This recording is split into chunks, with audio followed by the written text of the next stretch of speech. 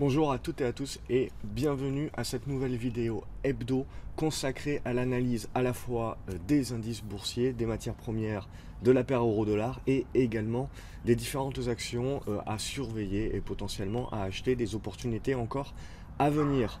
Donc il y a eu pas mal de mouvements cette semaine, j'ai été pas mal en déplacement, c'est pour ça que ceux qui ont suivi le portefeuille Grafco justement ont pu voir que j'ai été plutôt prudent, j'ai plutôt sécurisé aujourd'hui les gains de manière tout simplement, comme je savais que je ne pouvais pas suivre trop, à éviter toute volatilité un petit peu trop forte pour pouvoir éviter tout risque sur mon portefeuille en attendant de pouvoir faire cette vidéo hebdo et moi-même en même temps que vous, donc découvrir un petit peu les graphiques, les analyser en temps réel avec vous et tout simplement savoir un petit peu quelle est la stratégie à adopter la semaine prochaine. Donc ce qu'on va faire, c'est tout simplement lier un petit peu tout ce que l'on peut avoir sur cette semaine au niveau des indices et au niveau des actions, et on va attaquer tout de suite donc avec le CAC 40. Comme d'habitude, si vous aimez la vidéo, n'hésitez pas à me mettre un petit pouce bleu en bas de la vidéo, ça me permet de me motiver et de me dire tout simplement que vous aimez le format et donc ça me motive à continuer. Également, abonnez-vous à la chaîne YouTube en cliquant sur le petit carré rouge. Tout simplement, vous allez recevoir une notification dès que je publierai une nouvelle vidéo. Donc, ça vous permet de ne rien louper. Également, pour celles et ceux qui me découvrent ou qui débutent, tout simplement, vous pouvez télécharger gratuitement mon livre en cliquant dans la description en bas de cette vidéo. Vous aurez un lien qui vous permettra de télécharger mon livre avec les grands principes et les bases pour bien débuter et mieux investir en bourse dès lundi. Donc on attaque sans plus tarder le CAC 40, comme vous pouvez le voir avec moi à l'écran. Donc le scénario que l'on a depuis plusieurs semaines, donc en biseau ascendant, commence à bien se former. On commence à attaquer un petit peu le haut de ce biseau. Si l'on grossit un petit peu, si l'on zoome un petit peu, on voit bien que le CAC là, avec le gap que l'on a eu donc jeudi, le gap haussier que l'on a eu jeudi, on est en train d'attaquer voilà maintenant la zone des 5030 points. Et on se rend bien compte, si on dézoome un petit peu, que voilà, on commence à attaquer vraiment une zone charnière en fait, qui est notre oblique baissière de très très long terme, qui se retrouve donc sur cette zone entre les 5020 points, 5060 points actuellement. Donc ça va être vraiment là que l'on va attendre le CAC 40 dans cette zone-là, dans une zone qui va dorénavant être une grosse zone de résistance. Donc il va falloir faire attention, il va falloir continuer d'observer. Évidemment, tant que l'on n'a pas de signal baissier, vous le voyez au niveau des indicateurs, on est vraiment dans du vert foncé, hein. Donc on est vraiment toujours dans du signal d'achat. Donc on n'anticipe pas la vente, on n'anticipe pas absolument pas la correction. Pour le moment, tant que l'on est tout simplement au-dessus des 4975 points, on va rester haussier. Les plus courts termes d'entre vous pourront utiliser la zone des 4994 points en tant que support. Et tant que l'on est au-dessus également, on va rester tout simplement haussier. Donc c'est une zone que l'on voit, la zone des 4994 points, 5000 points. Donc dorénavant, ça va être une zone de support à très court terme. Mais derrière, tant que l'on ne referme pas le gap et que l'on ne casse pas à la baisse les 4975 et a fortiori les 4930 points, on est toujours donc dans un biais haussier sur le CAC 40. C'est ce que l'on retrouve également sur la plupart des autres indices. Donc si on regarde au niveau du DAX, justement, c'est ce que l'on retrouve également. Donc on est sur une hausse, donc là également au niveau du DAX, tant que l'on est au-dessus tout simplement des 11 975 points, on va rester haussier et on n'anticipera pas de correction. Si on regarde au niveau du Dow Jones également, ce que l'on va observer sur le Dow Jones, c'est qu'on est plutôt sur une consolidation à plat. Et ce qui va surtout nous intéresser, voilà, c'est on va conserver un biais haussier tant qu'on reste au-dessus, on voit, de ce niveau des 20 850 points. Si on venait à rompre un petit peu ce niveau à la baisse, il faut regarder au niveau de la trendline haussière également sur le RSI, on le voit, ça nous ferait également casser à la baisse et là on pourrait commencer à anticiper une consolidation un peu plus profonde qui devrait nous ramener sur ce niveau des 20 600 points à très court terme. Et là vraiment on commencerait à rentrer un petit peu dans une tendance en consolidation. Ce que l'on peut regarder également sur le Nasdaq 100, c'est que l'on est également sur les points hauts. Donc là également on va rester haussier Au-dessus des 5360 points, il n'y a rien à dire, c'est du vert foncé. Si on regarde au niveau du Nikkei également, on continue à évoluer flat un petit peu sur notre triangle ascendant. Donc là également, au-dessus des 19 260 points, il n'y a pas de quoi se faire du souci. On va rester haussier également. Si on regarde maintenant un petit peu du côté de quelques matières premières, donc évidemment, faisons d'abord un petit tour au niveau du pétrole. Donc on voit que la semaine dernière, on avait rompu nos supports à la baisse et qu'on est tout simplement venu chercher le rebond, comme je vous l'avais indiqué le week-end dernier, sur notre oblique support long terme. Donc si on dézoome un petit peu, voilà, c'est l'oblique support long terme qui a permis de lancer un rebond. Rebond qui n'est que technique tant que l'on reste sous les 54 $. Et dorénavant, sous les 54 $, tout simplement, on est plutôt en train de dégrader la tendance. Donc il va falloir faire attention. Dans l'incapacité du pétrole de remonter rapidement au-dessus des 54 $, on est potentiellement tout simplement en train de mettre en place un retournement à la baisse qui serait validé avec la cassure baissière de notre oblique haussière ici, donc aux alentours des 51 $. Donc à savoir que ici, je regarde le Brent.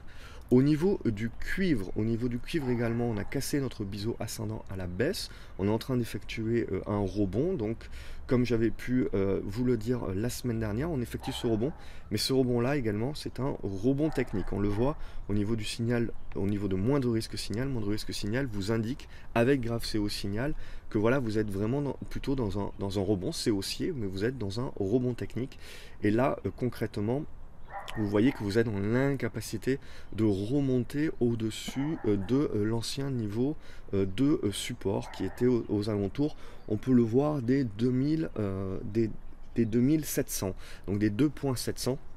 Et on le voit, cette zone est en train maintenant de jouer une résistance. Donc pour l'instant, ça reste haussier.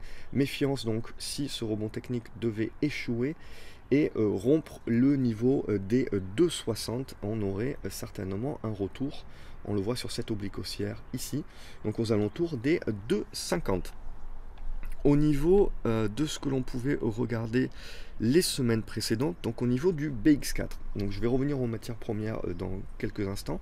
Donc BX4 également, donc ce que l'on voit, c'est qu'il n'y a pas de quoi être baissier sur le CAC 40, tout simplement, puisqu'on n'a pas d'indication baissière sur le tracker qui réplique deux fois la baisse du CAC 40. Ce qui va nous intéresser, c'est voilà, c'est ce niveau ici que je vais tracer avec vous. On a un double niveau en fait, tout simplement. Donc on va avoir notre oblique baissière long terme qui est en train d'arriver sur ce niveau des 6,33 € et notre résistance horizontale ici, donc avec un gap baissier que l'on a ici, qui est donc sur le niveau des 6,45 €. Donc en gros, tout simplement, ce qu'il faut vous dire, c'est que tant que le CAC 40 ne rompt pas de manière simultanée le niveau des 6 €, des 6,30 €, 6,33 € à la hausse avec le niveau des 6,45 €, vous n'avez pas de signal de correction.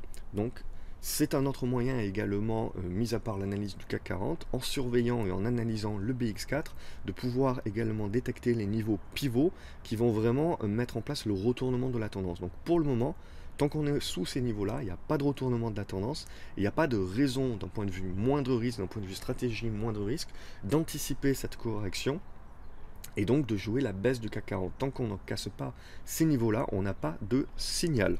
Donc ce qui est important, c'est de suivre le signal et tout simplement de suivre le marché pour être dans une stratégie de moindre risque. Si on regarde au niveau de l'or également, donc on a eu un bon rebond, sur le niveau qu'on pouvait indiquer la semaine dernière dans l'analyse hebdo la semaine dernière sur la zone des 1200 $. Donc on a déjà une bonne indication que ce niveau-là tient bien et donc on a refusé de lancer un signal de vente un peu plus profond. Et on a mis en place un rebond. Donc pour le moment, ce qui va être très intéressant, c'est de voir la capacité de l'or de justement continuer de consolider dans cette zone-là, de la tenir, parce que si on revenait à casser ici cette zone ici de résistance, on reviendrait attaquer cette résistance long terme, et là potentiellement, on aurait la capacité de mettre en place une accumulation et un départ et un renouveau haussier. Donc pour le moment, tant qu'on est dans cette zone-là, on est dans une consolidation à plat qu'il va falloir continuer d'observer et potentiellement donc dans un retournement haussier de la tendance à plus long terme. Pour le moment, il faut encore attendre que la figure se construise avant de prendre une décision long terme sur son portefeuille long terme par exemple en achetant de l'or. On va retrouver la même chose sur l'argent. Donc avec une bonne zone de support ici sur cette zone des 16,90 $. Et pareil, on trouve direct une zone de résistance. Donc ce qui va nous intéresser, c'est la capacité de l'argent également de tenir ici et de commencer à construire une figure qui sera une figure d'accumulation. Et donc la cassure de cette figure-là donnera un départ haussier. Ou au contraire, la cassure à la baisse de cette figure-là continuera un petit peu la zone de consolidation sous cette oblique baissière tout simplement long terme, en dessous de laquelle, voilà, dans cette figure, en fait, tout simplement, cette figure que l'on voit ici, on est comme l'or dans un scénario pour l'instant de stagnation et de construction de la prochaine figure dont la cassure nous donnera la prochaine tendance long terme à privilégier. Donc là, vraiment, on va arriver sur une décision aux alentours d'avril. Donc on devrait avoir quelque chose d'assez intéressant à observer sur l'or et l'argent, potentiellement donc pour intégrer cela dans une stratégie de long terme sur un portefeuille de long terme. Si on regarde également le blé, comme je vous l'avais dit la semaine dernière, c'était plutôt négatif. On va rester également plutôt dans ce territoire négatif là de correction, mais on reste au-dessus de notre oblique baissière qui reste donc support. Donc là, j'ai plutôt envie maintenant d'avoir une zone un petit peu en biseau descendant, hein, à très court terme. Donc ce qui va nous intéresser sur le blé tout simplement, c'est uniquement de jouer l'achat sur la cassure de ce biseau descendant. Si on vient à le casser à la baisse, on aurait un renouveau de la tendance baissière et donc il faudrait remettre tout scénario positif à plus tard. Ensuite, qu'est-ce que je peux vous montrer? Donc le riz qu'on continue à suivre, eh ben, le riz continue à m'intéresser énormément puisque tout simplement on est en train de préparer un rebond technique haussier.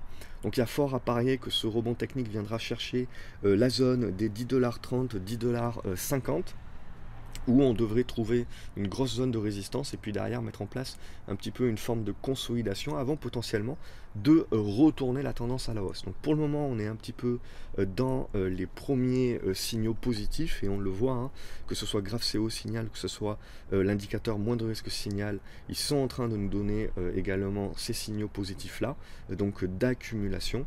Scénario positif qui serait caduque si on revenait à rompre la zone des 9,65 $ et a fortiori la zone des 9,41 $. Mais pour le moment, c'est plutôt positif donc sur la mise en place d'un rebond technique. Pour le moment, hein, on ne parle pas de retournement haussier de la tendance à long terme, puisque pour cela, il va nous falloir quand même démontrer la capacité déjà du rebond technique et derrière sa capacité dans la consolidation de tenir et donc de mettre en place une accumulation. Si on passe au niveau des actions dorénavant, alors que la nuit est en train de tomber très très rapidement, donc je vais essayer un petit peu d'accélérer cette vidéo. De toute manière, si tel n'est pas le cas, vous ne me verrez plus, mais le plus important, c'est ce qu'il y a à l'écran. Donc si on regarde au niveau d'Air France, on n'a pas de problématique sur Air France, on est en train même de rompre le niveau de résistance que je vous avais indiqué la semaine dernière. Donc là, il n'y a vraiment rien à dire, au niveau des indicateurs, c'est bien haussier. Donc tout simplement, le mouvement exponentiel haussier se poursuit. Dorénavant, vous pouvez utiliser tout simplement la zone des 7,43 € comme niveau de support et potentiellement pour sécuriser la moitié de votre plus-value. Au niveau derrière de Arcadis. Arcadis, voilà, je vous l'avais dit la semaine dernière, quelque chose de très intéressant, c'est le retour, le renouveau haussier de la valeur. Et donc là, vraiment, ce qui va nous intéresser, c'est la cassure de cette oblique baissière qui s'est donc validée avec un petit peu de volume, hein, pas trop, mais là quand même c'est très très positif. Donc on va rester haussier dorénavant au-dessus des 13,30 €, pardon. Ensuite, au niveau qu'est-ce que je peux vous montrer? Au niveau d'AXA, regardons un petit peu les financières. Là, pareil, ce qui m'intéresse, moi, c'est que je ne vois pas de correction sur le CAC 40 tant qu'il n'y aura pas une correction sur le secteur financier et le secteur bancaire notamment. Si on regarde AXA, on ne peut pas parler de correction tant qu'on est au-dessus de ces 23,60 €, 23,40 €. Donc au-dessus de ces niveaux-là, ça reste tout simplement haussier et on n'a pas de correction à voir venir. Si on regarde BNP Paribas, on retrouve exactement la même chose. Donc au niveau de ce niveau ici, des 58,80 €, on va rester haussier. Donc on va continuer ici à tergiverser un petit peu. Si on vient à rompre à la baisse, on relancera un petit peu, là, c'est pas un petit peu, on relancera tout simplement le mode correctif et donc la construction ici d'une figure, d'une base un petit peu flat qui nous donnera dont la cassure nous donnera le scénario à privilégier pour les prochains mois.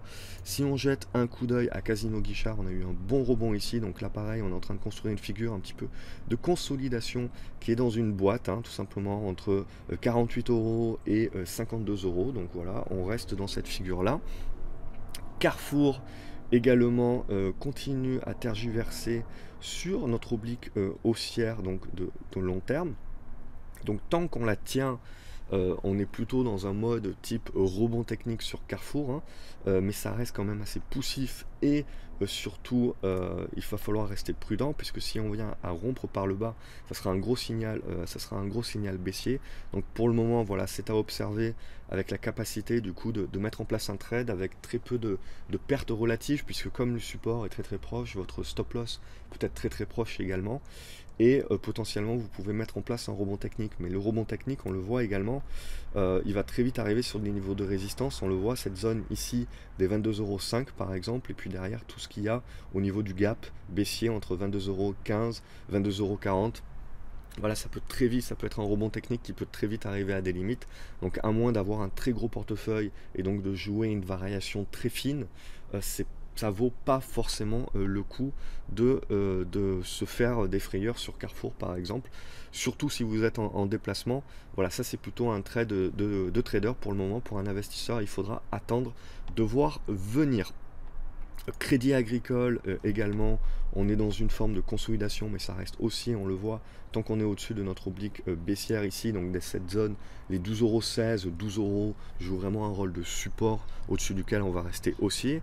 EDF, donc on annonce d'augmentation de capital, donc pour moi, tant que tout simplement l'augmentation de capital n'a pas eu lieu, il faut tout simplement laisser tomber pour le moment EDF. Engie également en train de continuer sa consolidation au-dessus des 12,35 €, on va rester positif. Euronav m'a fait quelque chose d'assez intéressant. Donc j'étais un petit peu sceptique sur Euronav suite à la cassure de cette oblique. Mais là voilà, tout simplement il ne faut pas vous attacher à vos obliques. Le marché vient de vous prouver ici, vous voyez, il casse. Mais en fait il tient quoi? Il tient le support horizontal. Donc et il déclenche un rebond. Donc c'est ça qui est important pour le marché. Donc votre oblique, elle n'est pas pertinente, vous la supprimez tout simplement. Ou soit vous l'ajustez, soit vous la supprimez si vous voyez quelque chose de mieux. Mais voilà, elle n'est pas pertinente. Par contre, ce qui va être pertinent maintenant pour la valeur, c'est qu'elle est en train d'évoluer sous cette oblique baissière là, et c'est la cassure de cette oblique baissière ici, on le voit sur ce niveau là qui est sur les 7,85 € qui va déclencher le signal d'achat. Donc là, en l'occurrence, moi j'avais vendu par précaution, sachant que j'étais en déplacement. Mais là, vous voyez, dorénavant, au-dessus des 7,40 €, il y a de quoi encore rester positif pour jouer tout simplement la cassure haussière de cette figure-là. Au niveau de Figeac Aéro, donc Figeac Aéro, comme son nom l'indique un petit peu, c'est figé. Donc ce qui nous intéresse, c'est qu'on est toujours dans ce triangle ascendant. Tant qu'on ne le casse pas à la baisse, vous n'avez pas de signal baissier. Et donc plutôt, vous avez une figure qui se travaille, dont la cassure à la hausse déclencherait à nouveau une tentative haussière. Donc pour le moment, on n'y est pas encore, mais c'est quelque chose qu'il va falloir observer ces prochains jours sur Figeac Aéro. Fugro également, on évolue dans un triangle symétrique, on reste au-dessus de nos niveaux de support. Ce qui va nous intéresser, c'est tout simplement la cassure des 15,55 € à la hausse pour déclencher le signal haussier d'une manière un peu plus long terme. Genfit également, donc les rumeurs d'OPA nous ont permis d'engranger quasiment 60% de plus-value sur ce trade, hein, plus-value engrangée en plusieurs fois. J'ai préféré moi prendre mes bénéfices pour le moment, quitte à re-rentrer sur la valeur si on devait avoir soit de nouvelles rumeurs, soit tout simplement l'officialisation d'une offre avec un prix. C'est ça surtout qui va nous importer dorénavant. Si on regarde Natixis, donc là pareil, comme la plupart des valeurs bancaires pour moi, tant qu'on est au-dessus du niveau des 5,50 €, c'est haussier, et donc il n'y a pas de quoi être négatif sur le CAC 40 tant que les bancaires sont haussières. Nokia également, doucement mais sûrement, continue et tout simplement remonter au-dessus de mon niveau des 5,03 € et maintenant tout simplement en train de venir commencer à s'attaquer, on le voit dans cette zone ici, des 5,15 €, 5,30 €, nouvelle zone de résistance. Ça reste très haussier, au-dessus des 4,98 €, hein, pas de signal de consolidation. Nirstar également, donc on reste dans une tendance baissière, hein, si je dézoome un petit peu, sous cette oblique baissière ici, hein. Donc c'est cette oblique baissière qu'il va falloir rompre si on veut déclencher un signal d'achat de long terme sur Nistar. C'est une valeur volatile, hein, donc il faut faire attention, ça bouge assez rapidement.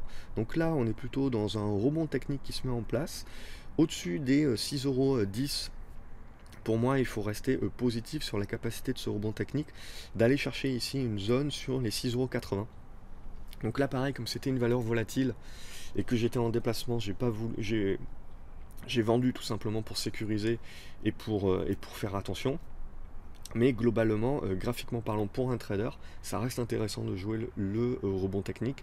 Par contre, pour un investisseur, pour l'instant, on restera encore à l'écart, hein, tant qu'on n'a pas de signaux positifs un peu plus tangibles.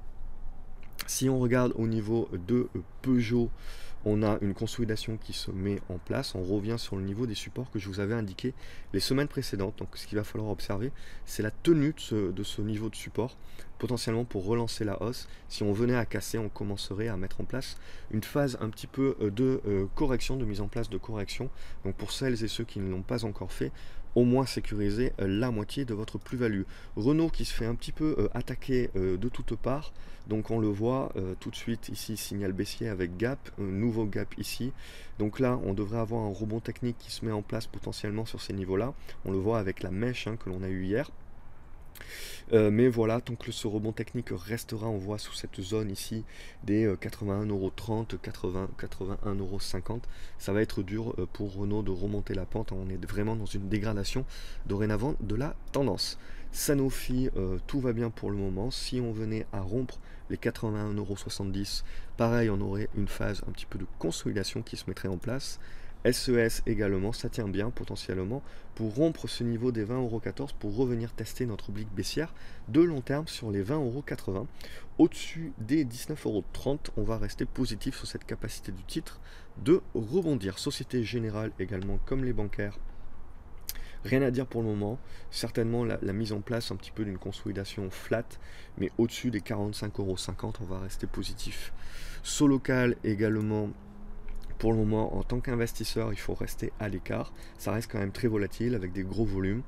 On reste dans une figure technique qui reste intéressante, mais on est en train de jouer avec une cassure à la baisse. Donc, méfiance pour le moment. Donc, les indicateurs vous indiquent d'être plutôt méfiant en tant qu'investisseur. Et il faut encore laisser le temps de voir venir à la valeur avant de reprendre une position un peu plus durable sur le titre.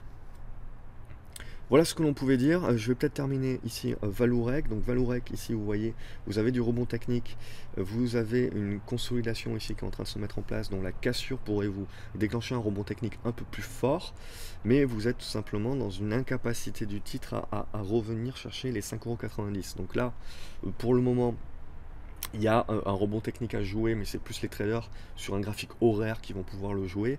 Pour un investisseur, on est plutôt dans une dégradation de la tendance avec un gros risque, sous une incapacité à revenir au-dessus des 6 €, on le voit, potentiellement à rompre ici à la baisse les 5,20 € et 5 €, de vraiment dégrader la valeur. Et ça va jouer sur le pétrole, hein, tout simplement, sur la capacité du pétrole de mettre en place son rebond technique, de revenir au-dessus de ces niveaux de résistance et de les conserver.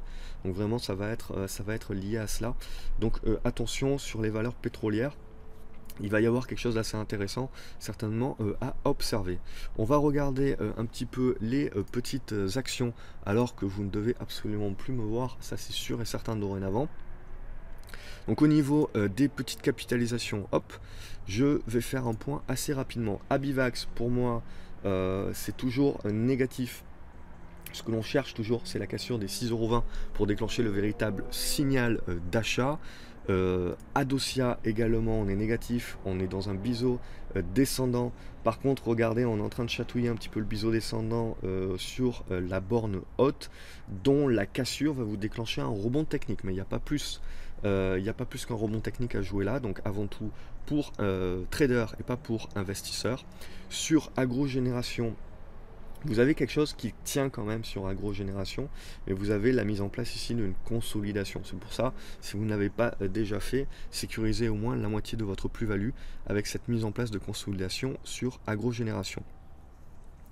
Ensuite, Oplata continue de dévisser. Pour moi, tant qu'on est sous les 93 centimes d'euros, on reste à l'écart, bien que pour moi, là, la figure qu'on est en train de tracer va donner un certain intérêt à la valeur. Mais pour le moment, il faut la laisser encore un petit peu de côté. Qu'est-ce que je peux vous dire? Biofitis également, ça tient bien, on vient de dépasser ici, ça me plaît bien, on vient enfin de rompre ici cette oblique baissière de long terme, donc ça va bien me plaire. Tout ce qui va se travailler ici, si on ne recasse pas à la baisse, et bien tout simplement ça va être la mise en place certainement d'une remontada, d'une remontée haussière sur cette oblique ici aux alentours des 3,85 €.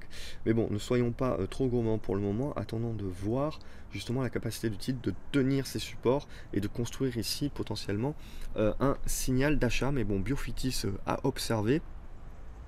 Selectis également, pour moi, il n'y a pas de problématique plus que ça, tant qu'on est au-dessus des 21,40 €, ça reste haussier. Céliade aussi, il va falloir être très attentif la semaine prochaine. Sur la capacité du titre, on le voit ici, de rompre ce niveau des 21 € et du coup de pouvoir aller chercher les 24 €. Si on n'arrive pas à rompre, on mettrait en péril potentiellement notre tendance haussière et qui serait validée sous les 18,50 €.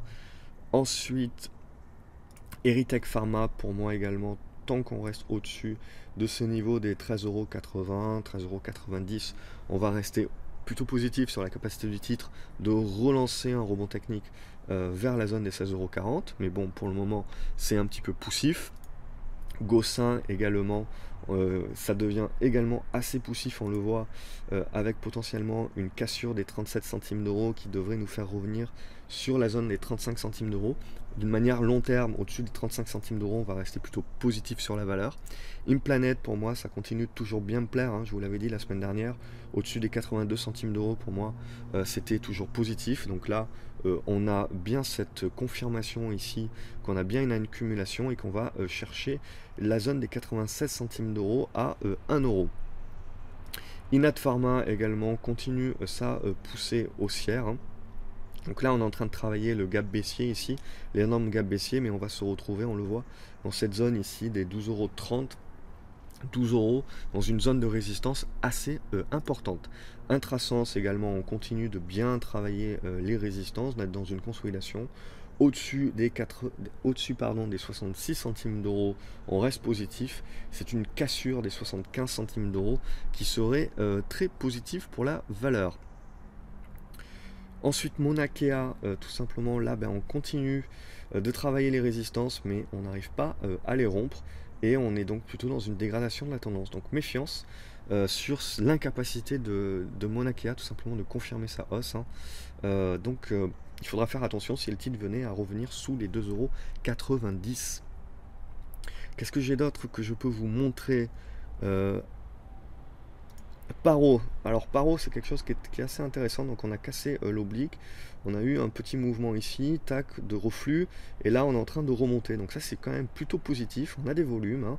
C'est quand même assez intéressant, et au-dessus des 8,40 €, hein, j'ai envie de rester positif sur Paro, sur sa capacité à mettre en place le rebond technique, hein, parce qu'on ne parle pas plus que d'un rebond technique, hein, à travailler entre 9,70 € et 9,10 € en termes d'objectifs. On va certainement venir travailler cette zone-là sur la cassure, on le voit, de cette zone des 8,80 €, 8,90 €. Donc à observer Paro, on annule tout scénario positif sur cassure à la baisse des 8,20 €.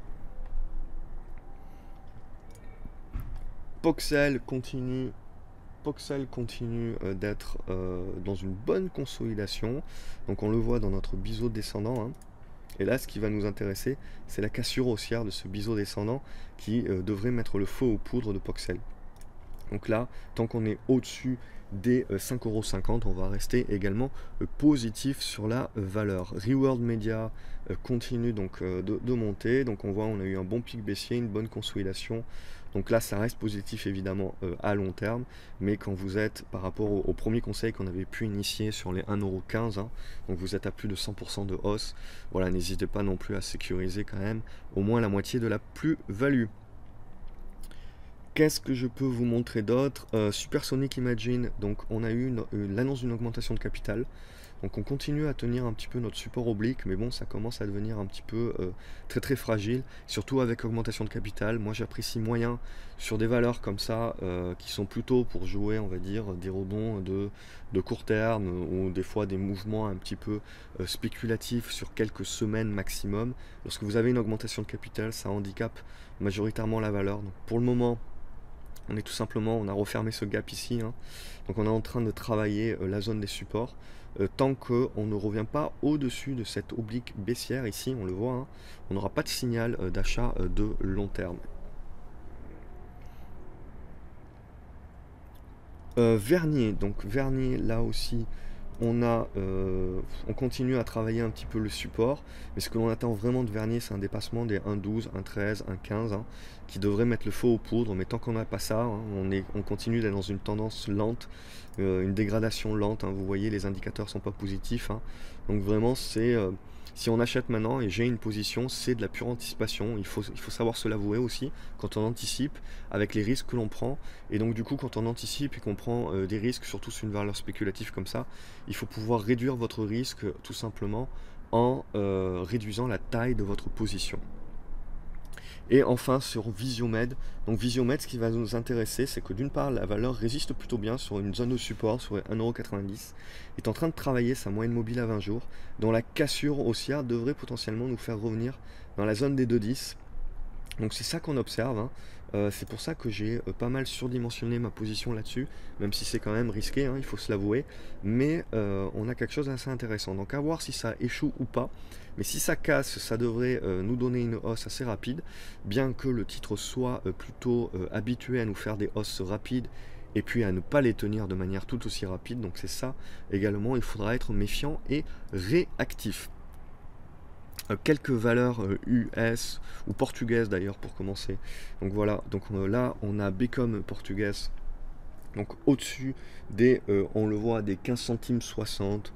On va rester positif sur la valeur et sa capacité à mettre en place un rebond technique. C'est évidemment très très spéculatif. Bridgeline Digital, pour moi, on continue de consolider flat au-dessus du support des 79 centimes de dollars. Ça reste positif.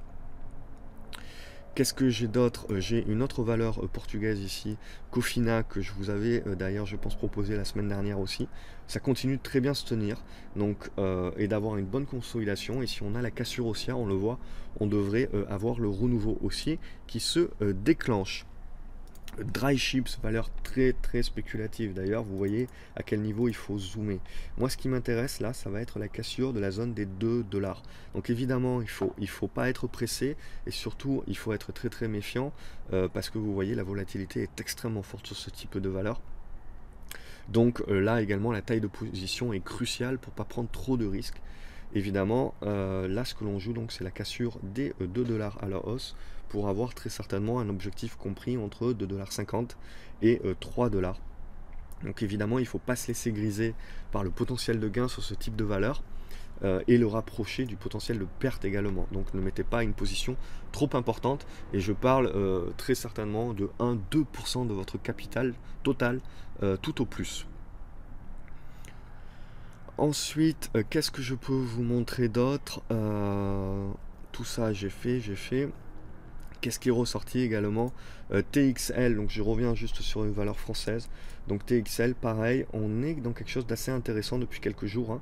Donc les volumes sont en réduction, on est dans une bonne consolidation ici, on le voit, et qui va sur cassure des 2 € très certainement nous relancer un rebond technique haussier, donc à observer également la semaine prochaine. Unilife également, je reviens sur le marché américain, tient bien également, nous fait un bon rebond.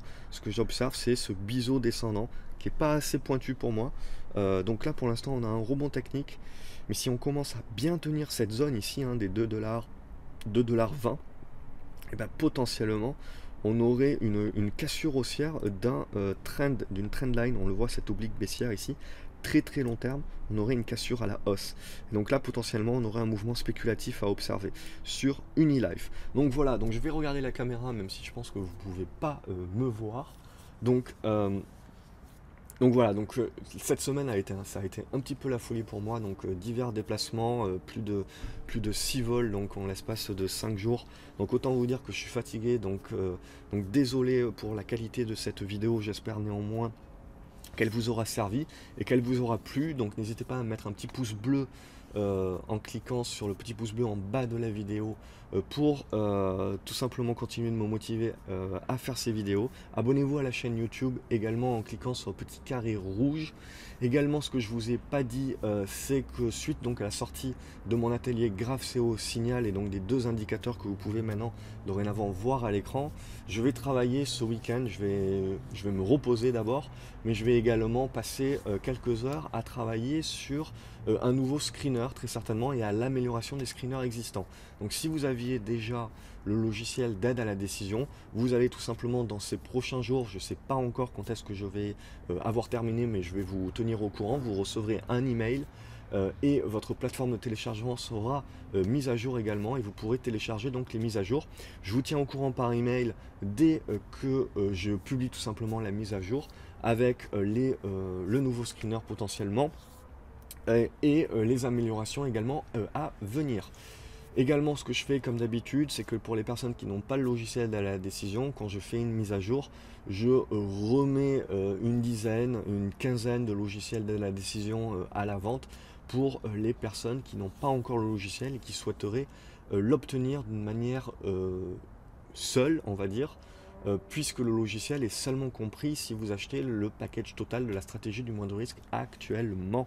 Donc comme d'habitude, toutes les mises à jour sont gratuites. Voilà, c'est une preuve encore que toutes les mises à jour sont gratuites. C'est un paiement pour une fois, donc valable à vie, toutes les mises à jour étant gratuites.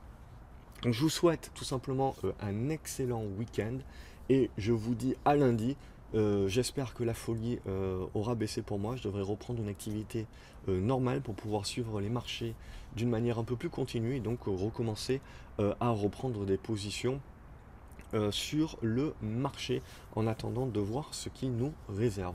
Excellent week-end à vous et je vous dis à lundi sur graphcobourse.fr.